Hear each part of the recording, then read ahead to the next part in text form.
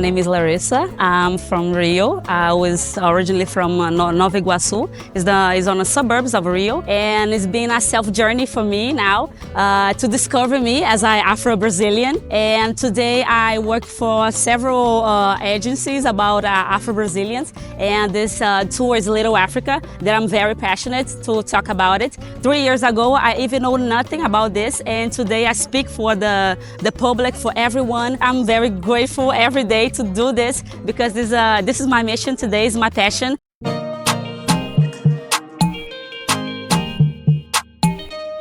So, Larissa, as an Afro-Brazilian historian, can you educate me on some key movements in Brazil?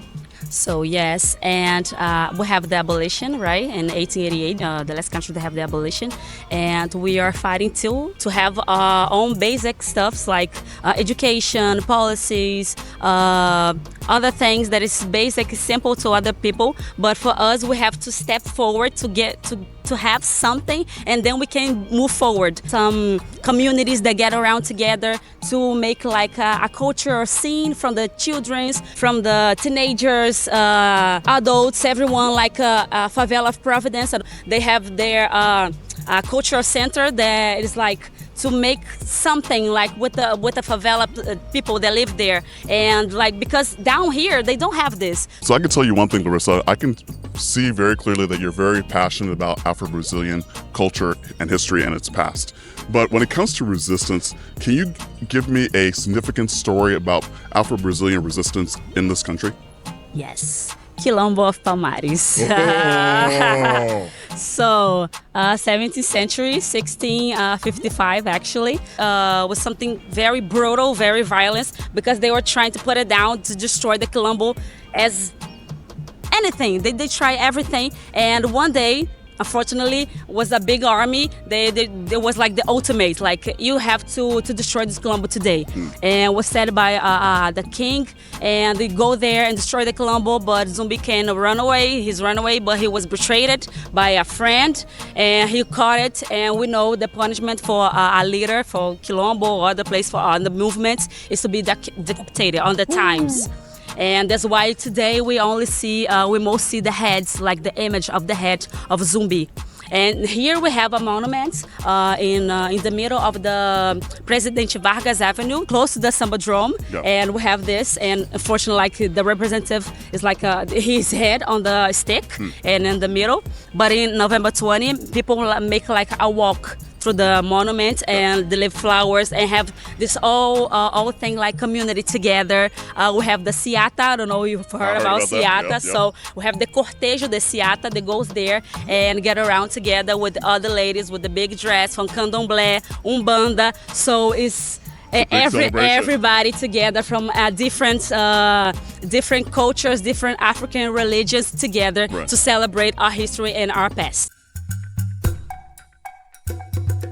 Eu sou a Adriana Teixeira, trabalho aqui na Pequena África, num centro de cultura que pertence ao meu terreiro de Umbanda, Única Umbanda. O convite para estar aqui nesse terreiro, localizado aqui na Pequena África, foi muito importante, porque eu sou nascida e criada em Laranjeiras, zona sul do Rio de Janeiro, um local onde a predominância é branca. E de repente eu me vi me reconectando com a minha ancestralidade preta aqui na Pequena África. Então eu realizei o sonho da minha ancestralidade, finalmente. Atualmente eu trabalho aqui no Centro de Cultura, Centro Cultura Única, um local, é uma loja colaborativa, um espaço cultural onde acontecem eventos relacionados à nossa cultura africana, vendemos artesanatos referentes às religiões, tanto africanas quanto indígenas também. É um espaço que interage junto com o terreiro de Umbanda, e estar aqui nesse local, Pequena África, é muito importante, porque existem diversos pontos turísticos e importantes para nossa ancestralidade negra. Me fez reconectar com todo o meu povo.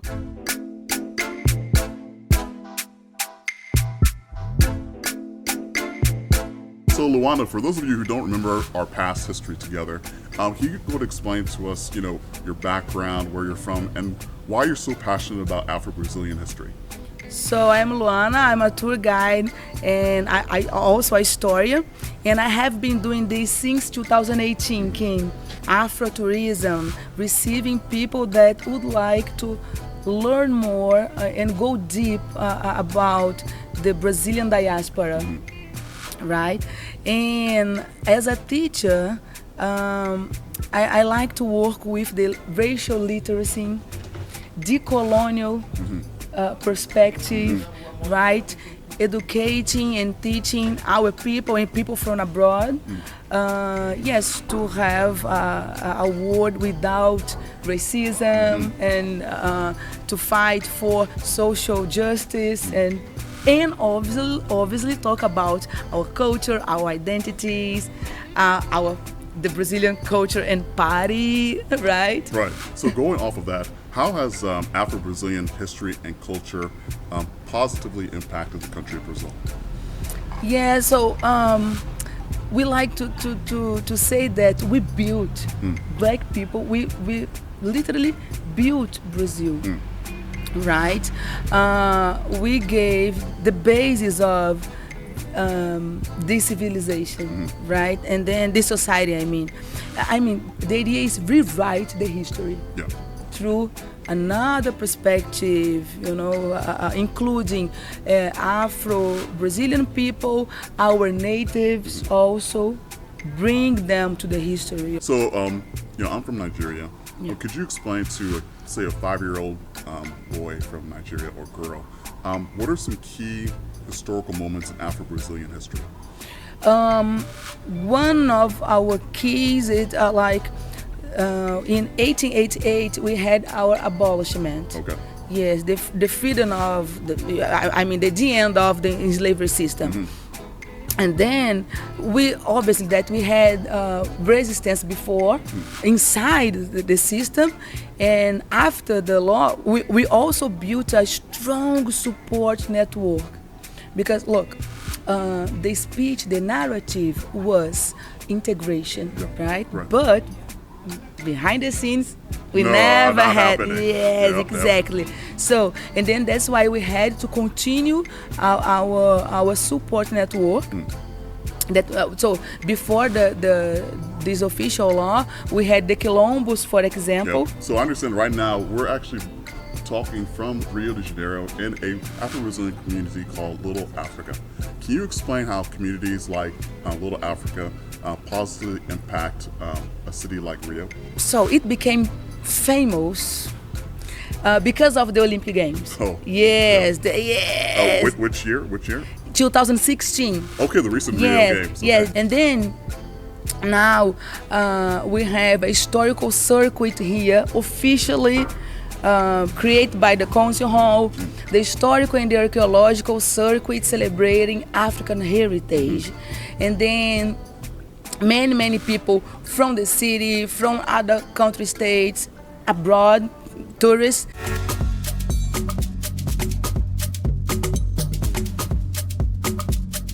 Me chamo Cosme Felipsen, tenho 34 anos de idade, sou nascido e criado aqui na pequena África. Quando eu era criança ainda não era chamado dessa forma, pelo menos não era conhecido popularmente como Pequena África, e sou guia de turismo também. O meu primeiro guiamento foi quando eu tinha 8 anos de idade, isso foi em 97, na festa dos 100 anos do Morro da Providência, a primeira favela do Brasil, que hoje tem 126 anos.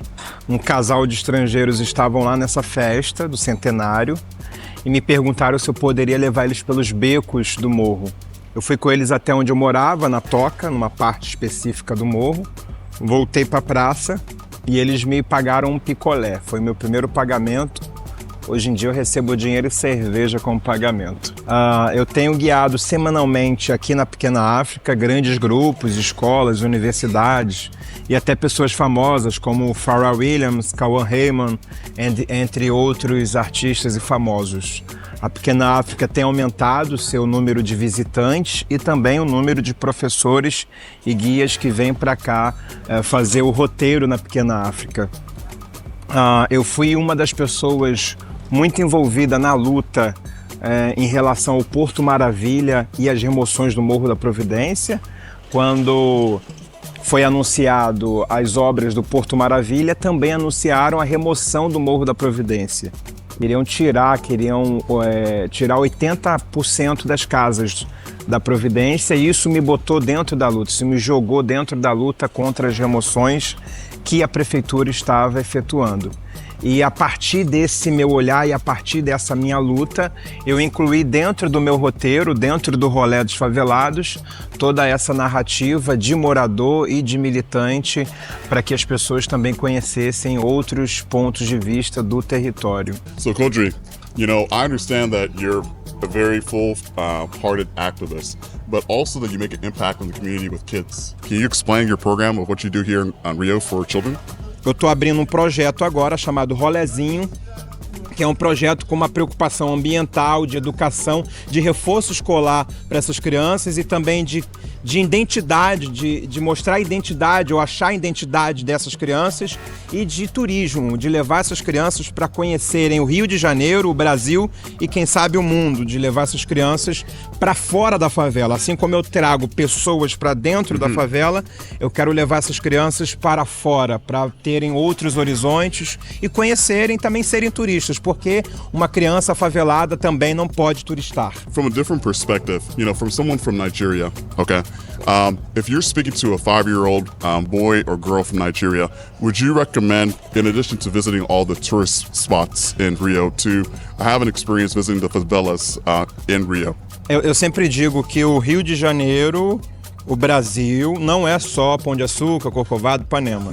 Eu acho que para conhecer o real Rio de Janeiro, você tem que visitar uma favela junto com o favelado para você poder entender. Então a gente tem o Morro do Salgueiro, a gente tem Madureira, a gente tem Nova Iguaçu, a gente tem, enfim, o Morro da Providência, entre outras favelas que sempre tem um guia morador antenado no rolê, antenado nas pautas e discutindo. Então, por exemplo, lá na Babilônia, Morro Chapéu Mangueira Babilônia, no Leme, tem o nosso amigo Ed Vander, que é guia, que é morador, é homem negro, é da correria, e ele não só vai levar as pessoas para tomar uma caipirinha ou para ver uma bela vista, ele também vai trazer um contexto de morador e de como se vive de fato, né? Porque muitas agências e guias são de fora desses territórios, exploram o território, acabam de fato explorando esse território sem trazer benefícios reais e reforçam estereótipos e preconceitos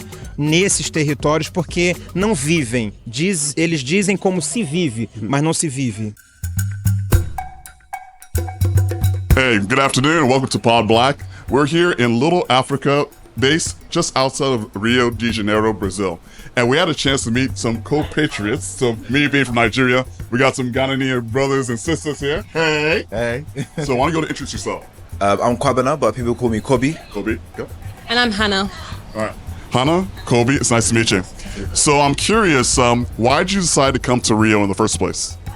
Well, actually, being originally from Ghana and doing some research in Brazil, going back many years, we noticed that there's a lot of Africans who come here, and a chance for us to sort of connect with their diaspora as well, and just sort of get a flavour and understanding of what life is like here. Excellent. How about you, Hannah?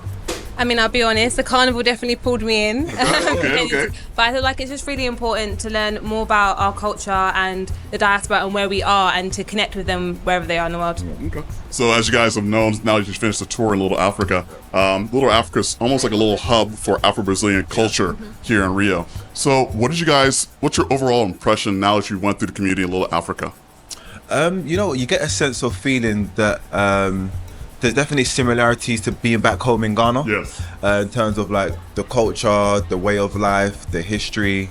And it's funny because we actually found out about this tour through my cousin who came last year.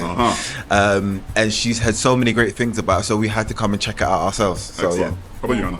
And I feel like it's really amazing to hear the history. I'm really grateful for the tour, because learning that there is so much history and it's so hidden, it's a such shame. And I hope that over the years, more and more of it is available and more obvious and more clear, so that it's more easier for everyone to know about it. So from a perspective of, say, a 5-year-old boy or girl from Nigeria or Ghana, what would you say to encourage them to want to visit here or communities in Brazil that have what you learned from here? Do Do you know what? It's funny. I just feel like we're all brothers and sisters. Exactly. But we've been separated through different continents for many different reasons. So all I say, come and see your brothers and sisters, because you'll be surprised how much you feel at home here. Yeah, and I would say that we're just such a powerful community, and so we're stronger together. So it's just so important to connect wherever we are, because the more times we connect, the stronger we'll be. Awesome. Well, thank you, Kobe, Hannah. Appreciate it. Thank you very much. And that's it for our episode of Pod Black. See you guys in the next stop, Carnival. Hey!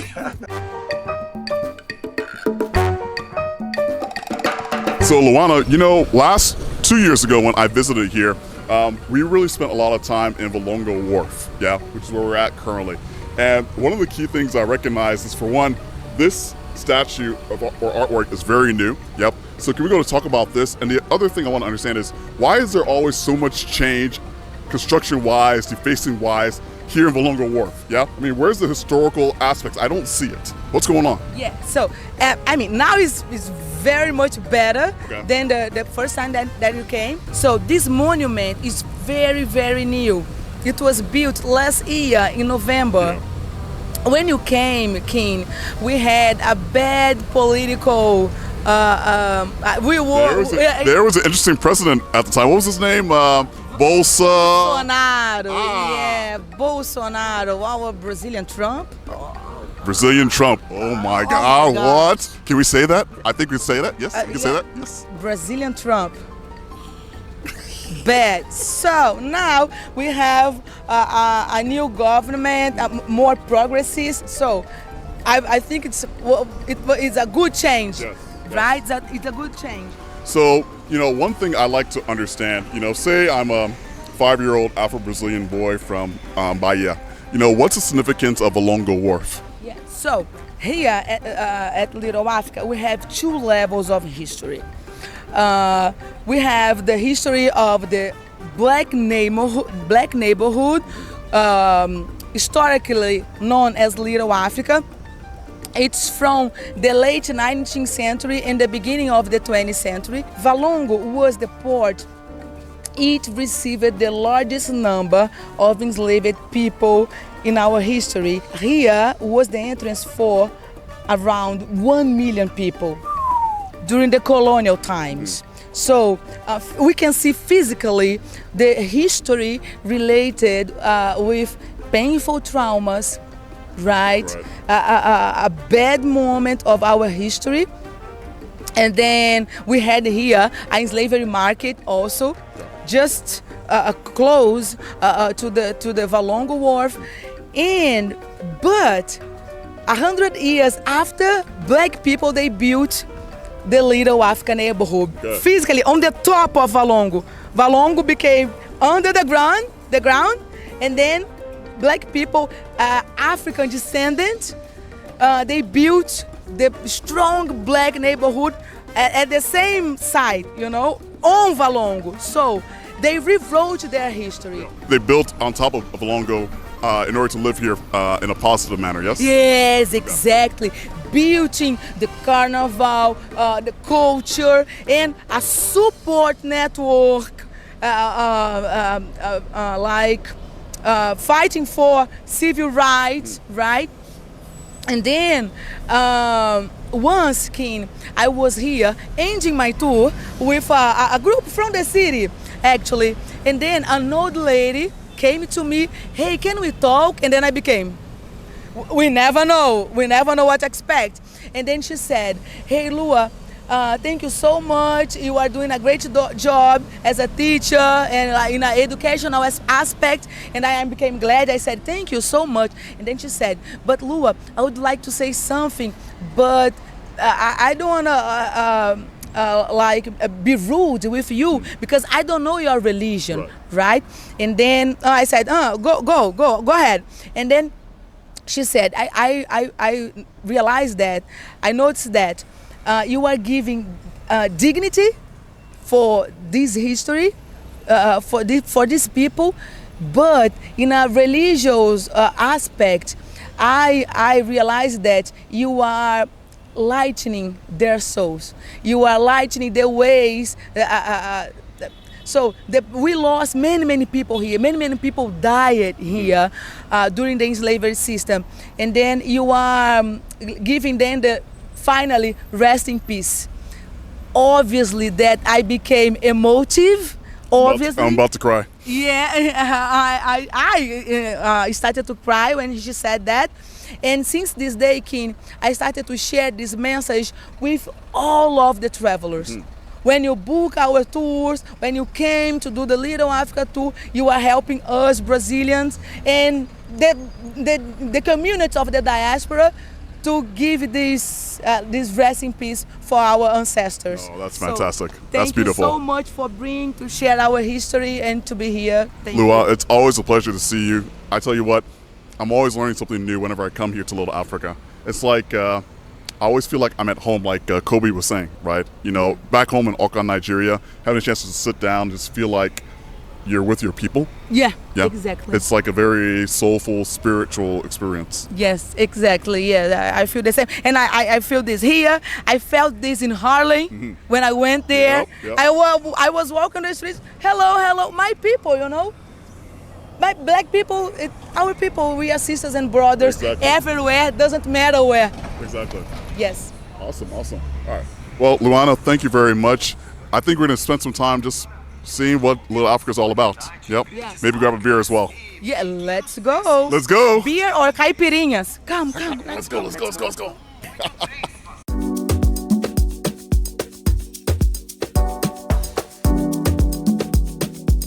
You know, it's really interesting meeting people like Luana and someone from Ghana, Kobe and Hannah.